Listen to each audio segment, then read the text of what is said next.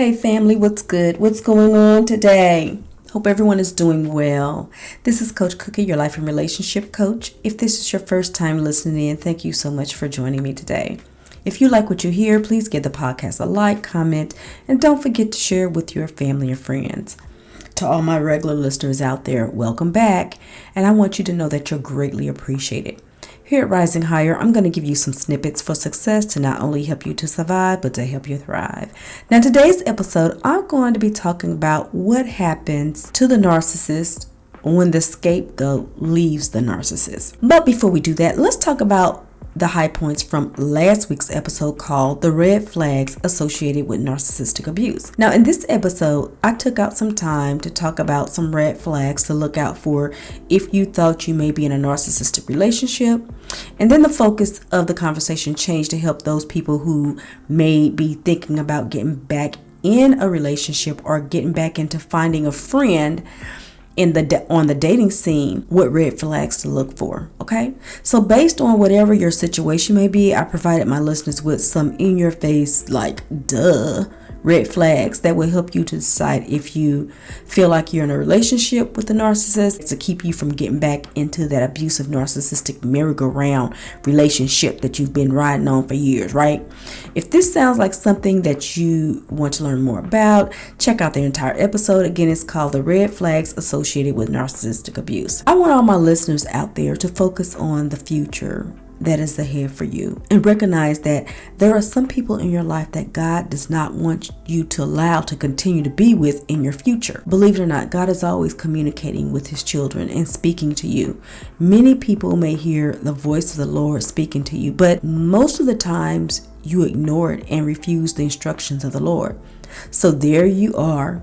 You have a big reason as to why you continue to suffer and be so depressed, because you waddle in your situation and make excuses to stay in that relationship or with that friend. When God speaks to you, he wants you to take those instructions very serious, because he's about to do something special for you. About to do some special things in your life. He's about to bless you. It will always be of your own greatest interest to listen to God when he is saying to you, let go of that relationship or pull out of that friendship. God is trying to let you know that you have stayed too long in this position and it's time to let them go. You have to move out of that place and go to the place where the Lord wants you to be at, so he can establish you and he can bless you.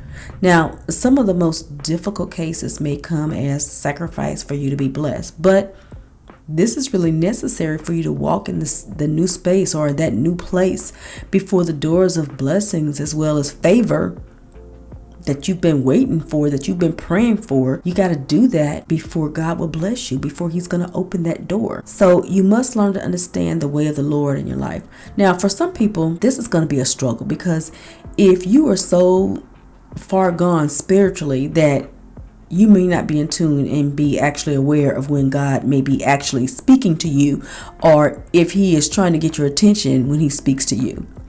Or trying to speak to you. Some of us, we just don't know the voice of the Lord, so you aren't able to obey what he wants us to do. But don't worry about that, because for the next few weeks on Cookie's Commentary, I'm going to provide you guys with some information to help you raise your awareness by giving you some signs when God could be trying to show you that it's no longer healthy to have someone in your life. Basically, that information is going to include me reviewing when God is trying to show you when it's time to remove somebody from your life. Now, I want my listeners to be cautious when God wants you to remove somebody from your life, because that's how you're going to be blessed. And the more cautious you are about it, I want you to look at it and you'll begin to see some of the signs that we're going to talk about. And when you understand these signs, you will know that the heartbeat of the Lord is for you. So let's kick this off. One of the biggest signs that God wants you to remove somebody from your life is when they become the reason you're no longer moving forward. So most of the time, friendship is a feeling of humor or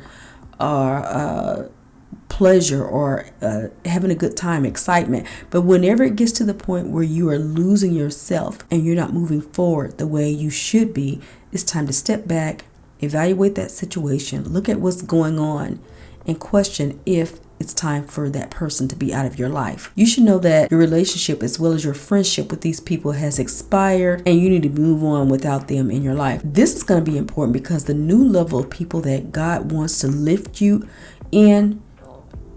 up into, they may not be the kind of people God wants you to move with into that next level. So he can't take you where he wants you to really go to be with the people you really need to be with if you still hanging around the people that the Lord don't want you to be with. You have to remove them from your life. When the people in your life become the reason your life has no future, your life as well as your destiny is not progressing, you have been made to stay in a place without any sign of moving forward. That is a sign that God is trying to communicate something important to you. And that is to remove that person from your life and move on with your life. Sounds difficult? That's okay. Go to my website and let's talk about it. RisingHigherLife.com, and see if you could benefit from free consultation, to see if you could benefit from one-on-one coaching. Now today, we're not going to have the section of the show called Keeping It Real. However, I am going to still answer a question that I received from Nathaniel in New York City. And Nathaniel asked, he said, "Hey, Coach Cookie, I have come to terms that in my family, I am the scapegoat, and I am making preparations to no longer be the scapegoat in my family. I was just curious and wanted to know what happens to the narcissist and the other family members when the scapegoat is no longer there." I really love this question, and I have so much to say about it. That is one of the main reasons why I didn't answer it on Keeping It Real. I decided to make it a main topic for the show today. So let's start off by telling everyone what a scapegoat is for those who may not know. Now, let's think about this for a minute, and I want you to answer a few questions for me. Are you a person who had doubts about your self-esteem or your self-worth when you were a child? When things went wrong, were you the fall guy? Or were you the fall person? Did one or more of your members of your family, especially your parents or your caregiver, routinely criticize, blame, or shame you as though you couldn't do anything right? And other family members agreed or went along with this treatment by joining in the blame-shame game? As an adult, do you feel unsure of yourself or have difficulty experiencing trust in a relationship? Are you drawn to people who repeatedly hurt you? Now, if you answered yes to any of these questions, then it could be possible that you were the family scapegoat, or you are the family scapegoat. So in essence, the scapegoat is a person that takes the blame for all the wrongdoings, even the fault of others. The abuser is usually an adult who refused and was unwilling to take responsibility for their own faults.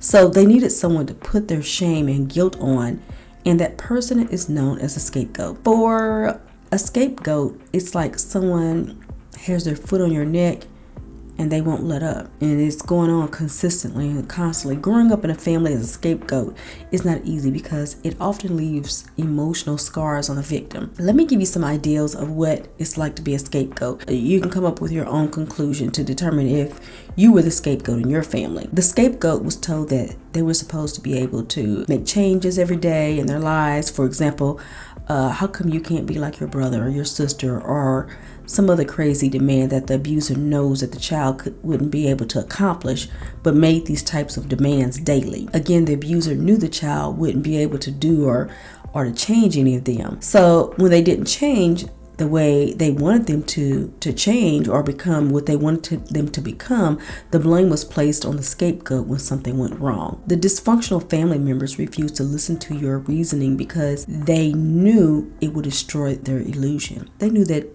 you were telling the truth. They knew you knew what you were talking about, but they didn't listen to you because they didn't want it to destroy their fantasy world, destroy their illusion. Family members came up with anything negative to attack you. They called you lazy, they called you stupid, irresponsible, useless. No matter how hard you tried to disprove those labels, they never missed an opportunity to belittle you. They would talk about you behind your back and had your family members against you. For example, the abuser would tell other family members that the scapegoat was a problem child, and these people were warned about their behavior and to stay away from them. People were only allowed to come around the scapegoat if they were going to participate in the abuse process. Now that's deep. I want you to think about that for all my scapegoats out there. So after all these years, now you have a clear understanding why some of your siblings got away with things that you weren't allowed to get away with. You know what I'm talking about? If you did the same exact thing that they did, the other siblings had done, you had to pay for it, and the other ones were allowed to have flaws and to mess up or to do those things. So everyone in the family pictures you as the incompetent bad person that was constantly looked down on as and ridiculed about, you know.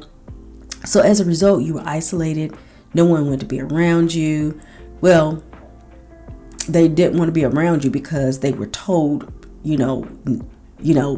basically they were trained not to be around you. And if they were going to be around you, they had permission to abuse you.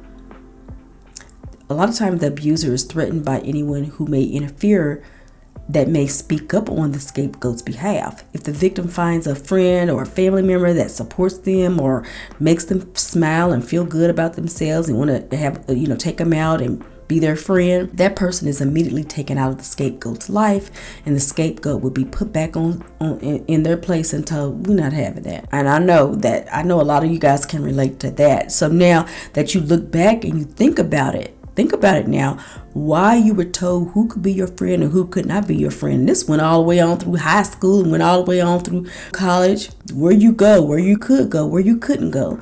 But at the time, you really didn't know why you couldn't be around family members who had your back or have friends who made you happy. Now you know. It makes sense now, doesn't it? But wait a minute, there's more. There was no reward for good behavior. In fact, your proudest achievements and accomplishments were ignored altogether and dismissed, especially if it was not in the abuser's favor to make them look good.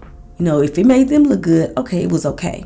If the scapegoat was made to look good, then the abusive adult would, or the caregiver wouldn't have anyone to put off their anger and frustration for them not being perfect. So, of course, for this reason, they couldn't compliment the scapegoat because this would contradict who the abuser said that you were.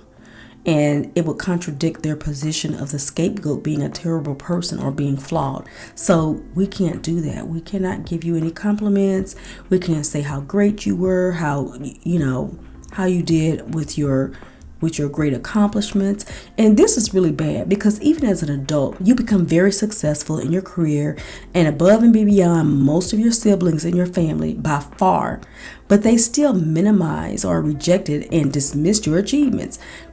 For example, I can remember this all too well. And I was doing big things, like I was the president of the NAACP in Mid-Missouri. I served on the Legislative Black Caucus Board.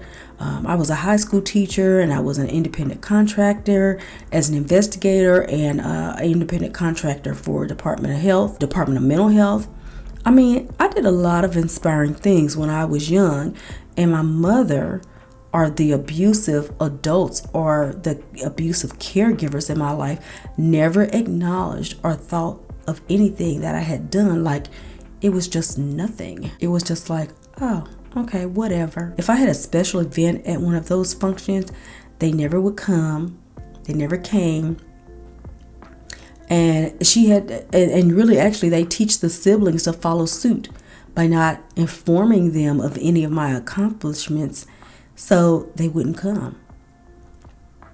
So there you have it. As an adult, and you're still looked on as the emotional punching bag, even though you are a successful business person, believe it or not. But deep down inside, you continue to allow those negative expectations of the scapegoat keep you from living your highest potential, not only in your career, but in your personal life. You know exactly what I'm talking about. Your self-worth is so damaged. You constantly are in and out of abusive relationships because the abuse feels familiar. So now that you know what it's like to be the scapegoat, and you may have come to the conclusion that yes, you were once the scapegoat in your family, or you may still be the scapegoat in your family. Let's talk about what happens to the narcissist and the other family members when you decide to get up and you leave. Okay, so the scapegoat, you be like, okay, these people, this not working for me anymore. Let me go. Let me just start out by saying that some of my favorite stories in my coaching sessions consist of narcissist abuse survivors who were scapegoats and they walked away. I just get so excited and simply sends chills up and down my spine. get so much joy in my heart because the trauma bonded nature of the scapegoat narcissistic relationship is one of the hardest things a person can do to break away from that type of relationship. Remember that walking away may not always be physically walking away and leaving a situation. It may, in some cases, be mentally cutting someone out of your life. But I got to tell you, physically getting out completely is really fantastic. And it does happen, but it's not easy. Now, when it does happen, a scapegoat leaves the narcissist. A few things are going to happen. Initially, they will continue to lash out at the scapegoat even if they're not there anymore. They're gone. So in the beginning, when the scapegoat leaves, the narcissist, it was going to sound something like this. Who you think you are? Where the hell do you think you going? Do you really think you're going to make it without me? You'll be back. You won't make it in the world. You can't make it in the world without me. Never. You're nothing but a loser, and you're going to be back. Be aware, because this behavior could go on for a while. Usually by text, email, social media, you name it. So to all my scapegoats, you have to be steadfast and be willing to block as much of this contact as possible. At some point, if the scapegoat does not respond or snap back, then the narcissist person needs to find a new person to abuse them. So you got to be steadfast. You got to block them. You got to, not communicate with them, because that's going to force them to find somebody else that they got to snap back on. Okay. So the narcissist now has to find a new way to regulate once the scapegoat is gone for good. So of course, the smear campaigns often arise when the scapegoats leave. Instead of attacking the scapegoat to their face, the narcissistic person may then use triangulation, criticism of the scapegoat on public spaces like social media, or honestly to anyone who will listen. Maybe even making stuff up about the scapegoat, anything that will allow the narcissistic person to regulate and to keep using the scapegoat as a punching bag, even from a distance. In addition to the smear campaigns, the narcissist has to also find new targets. Now, these new targets, for the most part, were already enablers in the narcissist's eyes. They were already in the midst of someone else they devalue, but for the longest, they were spared the worst of the narcissistic abuse because the scapegoat was always around. When the scapegoat leaves, these enablers are the people that the narcissist devalue, eventually see that the narcissist can't survive unless he has an outlet for his rage. So if he does not get that outlet, he becomes this evil, dark person, and people start to see how bad the narcissist behavior really is. And as a result, some of the new abusers may try to pull the scapegoat back in the narcissistic system for no other reason so that they can stop being yelled or abused by the narcissist themselves. And the scapegoat can't take the punches again. So in other words, they try to get the scapegoat back in there and try to, make up for them being the abused one, and they can't handle it. So a lot of times the scapegoat may feel that it's necessary to be pulled back in the manipulation and the hoovering, or they may step in because they want to protect the people who are now being abused by the narcissist, because the scapegoat is no longer there to be abused. Let me interject something right here. Let me be the first to tell you that if you are a scapegoat, don't fall for that. Remember that it's the narcissistic person's responsibility to get a grip on life, take responsibility, and get some help. If they can't do that, then it's not your job to try to save them or anyone else that they're dealing with. You don't owe anyone anything. You don't owe them a damn thing to stop being the narcissist's emotional toilet seat. Stop doing that. Stop being their emotional toilet seat. Those other people can get out too. It's not your job to save them. No human being should ever have to be a psychological punching bag or the regulation tool for another human being. I mean, nobody. For any of my listeners out there, and you are a scapegoat or you have been a scapegoat, this is the ultimate act of defiance, courage, and humanity, to step away from a narcissist who abused you in this way. Trust me, you deserve so much better than what they did or what they're doing to you. If this is something that you need help with, we may need to talk. Go to my website, risinghigherlife.com. Set up an appointment for a one-on-one consultation to see if you could benefit from one-on-one coaching. If you have a question that you would like for me to answer, go to my email at heycoachcookie@gmail.com. And I would love to hear from you and answer any questions that you may have. Just remember that when I bring it, I'm going to bring it raw and I'm going to keep it real. Thank you so much, Nathaniel, for such a great question today. And I hope that this message resonates with someone and that you really take heed to it, because let's face it, at the end of the day, someone else is going to take the narcissist rage. I just pray that it's not you. If no one has told you guys today, I love you and I'm sending you all a big hug. This is Coach Cookie reminding you to love yourself first as we rise higher together. Be blessed, and I'll talk to you soon.